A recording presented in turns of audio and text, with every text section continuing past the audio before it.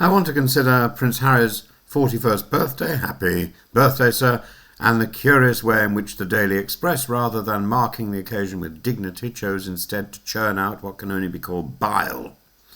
A subscriber kindly forwarded me the collection of articles which confirmed my decision a few days ago to abandon any subscription to that newspaper entirely. One sees immediately the pattern, not news, not analysis, but a drumbeat of nastiness designed to reinforce suspicion, doubt and ridicule.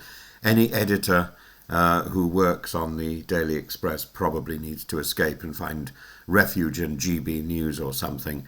I don't wish them ill, but I do wish that newspaper to stop or to change tack, because it gives a really nasty impression.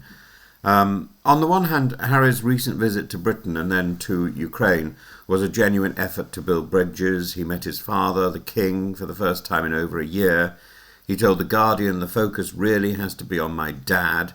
He appeared at the Well Child Awards where, as he put it with disarming humour before the beard, the hair, you know how it is. He had first been struck by the love and unpredictability of those gatherings. In Kyiv, he visited war memorials and hospitals, insisting nobody should feel embarrassed or ashamed about their disabilities. It's about flipping from sympathy to admiration and respect. That is bridge building, if ever I saw it. Yet the Express headlines were different. "Prince Harry has once again torpedoed reconciliation," declared one article, accusing him of doubling down with his memoir and interviews. Another piece gleefully dissecting Meghan's birthday post for being insulting, as if the choice of a throwback photo were an act of malice. There were endless polls, should the royal family wish Harry a happy birthday, which exist only to whip up hostility. The cumulative effect is a sort of tabloid attrition. And this, I suggest, is not journalism, it's not even commentary, it's a commercial model dependent on stirring grievance. And the only effective way to suppress such bile is not to argue with it, still less to dignify it with anxious rebuttal, but to cut the supply line, to stop buying, stop subscribing, stop feeding the machine.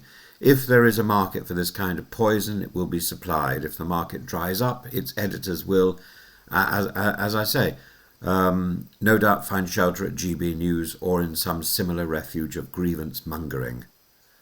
Harry is not blameless in the turbulence of recent years. No one in his family is. But what strikes me today is that he is trying. He is choosing service, using his Invictus platform to help veterans in Ukraine and beyond. And speaking of reconciliation with his father, if the tabloids cannot allow him even that, then it is they, not he, who are prolonging division. And on his birthday, the most generous gift the public could offer is to let him continue his attempt at mending fences without a constant chorus of sneering. The Express may claim to represent the public voice, but Harry himself put it much better. For as long as I have known, certain elements of the British press have tried to speak on behalf of the nation. I think the British public can speak and think for themselves. That is the crux.